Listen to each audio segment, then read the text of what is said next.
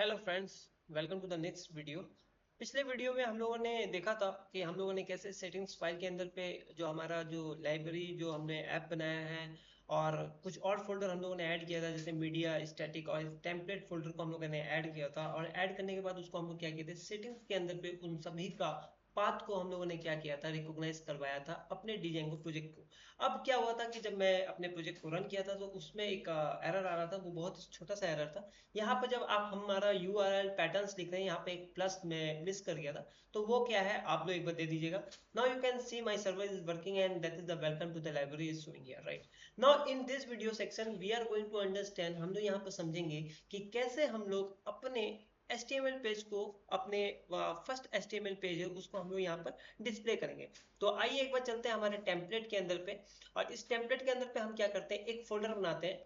अच्छा, फोल्डर बना रहा है, उस फोल्डर का मैं क्या दे देता हूँ, LIBRARY, लाइब्रेरी, राइट। तो मैंने क्या करता हूँ, यहाँ पे एक फोल्डर बनाया, उस फोल्डर का मैंने नाम दे दिया लाइब्रेरी। अब आप बोलेंगे सर फोल्डर के अंदर फोल्डर बनाने का क्या फायदा होता है। तो यहाँ पर क्या है कि जैसे सपोज मैंने आप लोगों को पहले भी बताया था कि जब आप क्या करते हैं, डीजेंगो के प्रोजेक्ट को आप बनाते हैं, डीजेंगो का प्रोजेक्ट क्या होता है, वो एक प्रोजेक्ट आपने बना रहे, उस प्रोजेक्ट के अंदर पे डिफरेंट डिफरेंट एप्स आप बना ही सकते हैं। जैसे सपोज अगर ये कॉलेज कॉलेज का अगर वेबसाइट है, वो कॉलेज के वेबसाइट के अंदर पे स्टूडेंट जो है वो क्या कर सकता है, अपना एडमिनिस्ट्रेशन ब्लॉग जो है, एडमिनिस्ट्रेशन थिंग्स को भी वो वहां पर जाकर जो नोटिस है उसको चेक कर सकता है, पहला थिंग। दूसरा क्या है, अगर यूनिवर्सिटी का जो लाइब्रेरी है सेक्शन है उसको भी जाकर देख सकता है। यानी कि एक यूनिवर्सिटी के अंदर पे क्या है, डिफरेंट डिफरेंट आपका जोन है, उस डिफरेंट डिफरेंट जोन को हम इस हिसाब से समझ सकते हैं कि वो हमारा क्या है, एक ऐप है, राइट। तो वो जब मेरा उसको अगर मैं ऐप के हिसाब से समझूंगा तो यानी कि क्या है कि हर एक मेरा जो ऐप है उसका एक अलग अलग HTML पेज बनेगा। तो उस अलग अलग HTML पेज को बनाने के लिए हम क्या कर रहे हैं, उस जिस ऐप का वो HTML पेज होगा, हम उसी के फोल्डर के अंदर पे उस ऐप का हम HTML पेज बनाएंगे। तो जैसे कि ये जो हमारा प्रोजेक्ट है, इसके लिए हमने जो ऐप बनाया वो है हमारा लाइब्रेरी। तो उस लाइब्रेरी के लिए हम क्या करेंगे, जो भी हम HTML पेज बनाएंगे उस HTML पेज को हम क्या करेंगे, लाइब्रेरी के अंदर पे डाल देंगे। Okay fine. तो यहाँ पर आप लाइब्रेरी के अंदर क्लिक करिए और यहाँ पर आप न्यू फाइल पे चले जाइए और यहाँ पर करिए index.html, राइट। तो आपने क्या किया, सबसे पहले आपने क्या किया, यहाँ पर आपने एक एक HTML पेज बना दिया, राइट। फाइन, एक क्या करते हैं, मैं यहाँ से तो हमने यहाँ से एक HTML पेज को यहाँ पर बना लिया। अब इस HTML पेज के अंदर पे मैं क्या करता हूँ, इस HTML पेज के अंदर पे मैंने बोला था कि हम लोगों का जो पहला मैसेज होगा उसको हम लोग डिफाइन करेंगे। तो मैं क्या करता हूँ, ये बॉडी के अंदर पे एक मैसेज लिखता हूँ। वो मैसेज क्या होगा, hello everyone H1, and then in this part I am writing hello, hello, this is my first HTML page of Django, right. तो ये हो गया हमारा फर्स्ट HTML Django पेज। अब इसको क्या करते हैं, मैं सेव करता हूँ, राइट।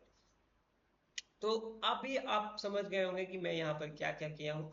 और अब मेरा जो नेक्स्ट वर्क है वो क्या है, हम लोग ऐप में चले जाते हैं डायरेक्टली। मैं क्या करता हूँ, अब मैं ऐप वाला जो फोल्डर है उस पर चले जाता हूँ और यहाँ पर जो हमारा व्यूज है उस व्यूज के अंदर चले जाते हैं। यहाँ पर अगर आप देखेंगे तो हम लोगों ने ऑलरेडी HTTP रिस्पॉन्स के थ्रू हम क्या कर रहे हैं, एक मैसेज को डिस्प्ले किए थे, वेलकम टू द लाइब्रेरी, जो कि यहाँ पर डिस्प्ले हो रहा है, HTTP रिस्पॉन्स के थ्रू किया था। अब हम लोग क्या करते हैं, यहाँ पर जो है हमारा जो फर्स्ट HTML पेज है उसका यूज करेंगे और उसका यूज करके हम क्या करेंगे, यहाँ पर हम अपना जो पहला HTML पेज है उसको हम लोग क्या करेंगे, अपना डिस्प्ले करेंगे। तो आइए उसका कोड देखते हैं, कैसे उसके कोड को लिखना है। तो वेरी सिंपल है। तो यहाँ पर हम क्या करते हैं, एक बनाते हैं आपका, इसको क्या करता हूँ, मैं इसको खत्म कर देता हूँ और नहीं, इसको रहने देता हूँ, फंक्शन हमारा सेम रहेगा। फंक्शन क्या करता हूँ, मैं इसको रहने देता हूँ डेफ, और ये जो है इसको मैं यहाँ से हटा देता हूँ, इस लाइन को हटा देता हूँ। अच्छा ठीक है, चलिए मैं इसको रहने देता हूँ, यहाँ से इसको कमेंट लाइन कर देता हूँ, आप लोगों की सुविधा के लिए, ठीक है ना। अच्छा फाइन, तो ये कमेंट लाइन कर दिया, अभी इसका कोई जरूरत नहीं है मेरा। तो फंक्शन ये रहेगा हमारा डेफ इंडेक्स रिक्वेस्ट, राइट, ये रिक्वेस्ट रहेगा। अब इसके अंदर हम क्या कर रहे हैं, इसके अंदर हम अपना पहला जो है उसको हम कॉल करेंगे। तो यहाँ पर हम करेंगे रिटर्न रेंडर। ये रेंडर ऑलरेडी आप यहाँ पर मेंशन करके रखें, तो मैं इसको कॉल कर रहा हूँ return render, and then request. So request जो आपने यहाँ पर पास किया है वो रिक्वेस्ट यहाँ पर करना है, रिक्वेस्ट, एंड देन यू आप टेम्पलेट तक तो जो है हमारा पाथ वो ऑलरेडी सेटिंग्स में किया हुआ है टेम्पलेट्स। अब हमको क्या बताना है, यहाँ पर लाइब्रेरी के अंदर पे index.html है, ये हमको बताना है। तो यहाँ पर हम क्या लिखेंगे, library and then slash and then book underscore, that is index.html, just write index.html, right? And just finish, right? So I done this part, and now go to the या अब हमारा जो ये जो ऐप है, इस ऐप की जो यूआरएल है उस पर एक बार चले जाते हैं और यहाँ पर देखते हैं हमारा जो ऑलरेडी यहाँ पे ये मेंशन किया हुआ है, एक बार उसको आप कर लेते हैं एक बार फिर से। from dot import views from django dot urls import path। URL pattern के अंदर में views dot index, मैंने फंक्शन का नाम चेंज नहीं किया है, अगर आप देखोगे तो फंक्शन का नाम वही इंडेक्स है, बस मैं क्या कर रहा हूँ library slash index dot HTML मैं इसको कॉल कर रहा हूँ। तो एक बार मैं देखता हूँ यहाँ पर काम कर रहा है कि नहीं, क्योंकि यहाँ पर मैंने सर्वर जो है मैंने रन किया, सर्वर में अभी तक कोई एरर नहीं आया है। तो एक बार फिर से मैं इसको सेव करता हूँ and now server is working properly, so let's see, एक बार मैं इसको देखता हूँ। Now you can see here, this is my first HTML page, hello this is my first HTML page of Django।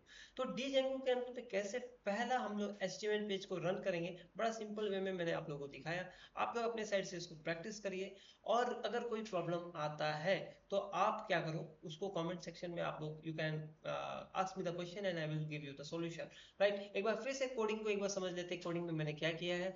Coding में मैंने यहाँ पर व्यूज के अंदर पे जो हमारा पुराना जो था रिटर्न एचटीटीपी रिस्पांस, इसको मैंने कमेंट लाइन कर दिया, और यहाँ पर ये जो है जो भी हम HTML पेज को हम कॉल कर रहे हैं वो हमारा HTML पेज एक्चुअली रेंडर के थ्रू आता है। तो हम यहाँ पे क्या कर रहे हैं, ये रेंडर जो है Django के अंदर अवेलेबल है, django.shortcut import render।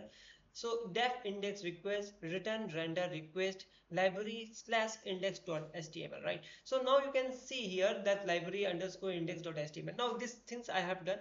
and now come to the bookstore जो URL है, इस bookstore URL के अंदर पे जो हमने लाइब्रेरी लिखा था उस लाइब्रेरी को हमने यहाँ से हटा दिया। अगर आप यहाँ पर लाइब्रेरी लिखोगे तो लाइब्रेरी लिख कर आप यहाँ पर स्लैश दे दो और इसको सेव कर दो, right? And then if you are going here and then you are running it, you will see you are getting error। so no issue, page is not found, so what you have to do, just simply give a slash and library, and then you will give आप करोगे तो आपका hello this is my first HTML page of Django, now it will come answer, right? तो ये काफी simple है, आप लोग अपने साइड से इसको प्रैक्टिस करो और मुझे विश्वास है कि आप लोग कर लोगे इसको। और अगर कुछ भी क्वेश्चन आता है तो मुझसे पूछना, मैं आप लोगों को कमेंट सेक्शन में जो भी होगा मैं आप लोगों को हेल्प करूंगा, राइट? तो एक बार फिर से कोड आप लोग देख लीजिए, ये लाइब्रेरी है स्लैश और यहाँ पे इंक्लूड किया है, और ये व्यूज का कोड मैंने लिखा है, ये कोड अभी किसी काम का नहीं है, इसको मैंने कमेंट लाइन कर दिया है। और जो हमारा लाइब्रेरी है, लाइब्रेरी के अंदर पे भी मैंने कोई चेंजेस नहीं किया है, एज इट इज जैसा कोड था वैसे ही है। Okay fine, so thank you everyone.